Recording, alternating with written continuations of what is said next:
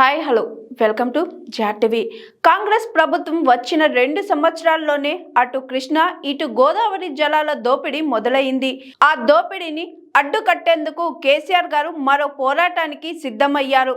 అక్కడ పాలమూరు రంగారెడ్డి ప్రాజెక్టులను, ఇక్కడ సీతారామ ప్రాజెక్టును పండబెట్టారు. నాడు బీఆర్ఎస్ ఉన్నప్పుడు సీతారామ ప్రాజెక్ట్ ఎక్కడి వరకు పూర్తయిందో ఇప్పటికీ అదే పరిస్థితిలో ఉందని అన్నారు మాజీ మంత్రి పువ్వాడ అజయ్ కుమార్. కాంగ్రెస్ ప్రభుత్వం వచ్చిన 2 సంవత్సరాల్లోనే అటు కృష్ణా గోదావరి జిల్లాల దోపిడీ మొదలైంది. ఆ దోపిడీని అరికట్టడానికి మళ్ళీ కేసీఆర్ గారు మళ్ళీ ఉద్యమం చేపట్టాల్సిన పరిస్థితి ఏర్పడింది. ఇవాళ పాలమూరు ప్రాజెక్టుని పండబెట్టారు. అలాగే అన్న ఇక్కడ సీతారామ ప్రాజెక్టు 2 సంవత్సరాలైంది. సీతారామ ప్రాజెక్టు మన ప్రభుత్వం ఉన్నప్పుడు ఏ పరిస్థితిలో ఉందో దానికి కనీసం అంగుళం కూడా ముందుకు కదలని పరిస్థితి. ఇక్కడ గెలవటం కోసం ఆ రోజు కళ్ళబొల్లి కబుర్లు చెప్పిన కాంగ్రెస్ మంత్రులందరూ ఇవాళ సమాధానం చెప్పాలా. ఏమంటున్నామంటే ఆ రోజు ఏం చెప్పారు? సీతారామ నీళ్లు ఈడికి తీసుకొస్తాం, అక్కడ కడుగుతాం, ఇక్కడ చల్లుకుంటాం, ఇవన్నీ చెప్పారు. 2 ఏళ్ళు అయింది.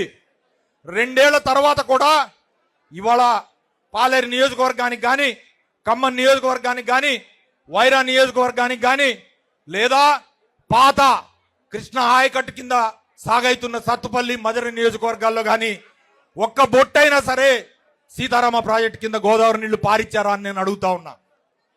ఎక్కడైతే మనం మొదలు పెట్టామో, ఎక్కడైతే పూర్తి చేశామో ఆ పంపులకి మోటార్లు నొక్కారు, నీళ్లు నెత్తిన చల్లుకున్నారు, ఖతమైపోయింది.